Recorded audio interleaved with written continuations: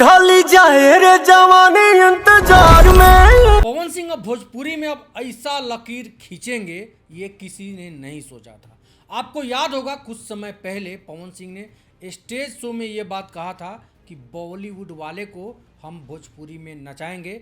आज वो बात जो है ना सही हो चुका है। इसके पहले भी अपने बर्थडे पे नचाए हुए थे, लेकिन ये जो वाला जो है जिसमें श्रद्धा कपूर उनके गाने पे डांस कर रही है, स्त्री 2 की हम बात कर रहे हैं। स्त्री 2 मूवी है जिसमें श्रद्धा कपूर, राजकुमार राय, बहुत सारी हीरोइन है और हीरो भी हैं जो कि बॉलीवुड की हैं, लेकिन उसमें पवन सिंह का गाना आ गया और पवन सिंह के गाना पे ये लोग जो है ठुमका लगा रहे हैं। अब यहाँ तक ये समझ लीजिए कि अब भोजपुरी से हट के पवन सिंह अब ज़्यादातर आपको दिखेंगे बॉलीवुड में, क्योंकि बॉलीवुड वाले अब शायद पवन सिंह को ज़्यादा चाहने लगे हैं, उनके आवाज़ को लोग पसंद करने लगे हैं और यही सब कारण है कि इनको गाना में लिया जा रहा है कि पवन जी एक बार आप गाना गा दीजिए हिंदी सॉन्ग के लिए। ये तो भोजपुरी के लिए बहुत ही गर्व की बात है और भोजपुरी सुनने वालों को बहुत ही गर्व की बात है कि अपना पावर स्टार, सुपर स्टार जिसको कहते हैं, और भोजपुरी में जिसके लिए हम लोग लड़ते हैं कि पावर स्टार में सबसे आगे, तो सबसे आगे निकलने का काम जो है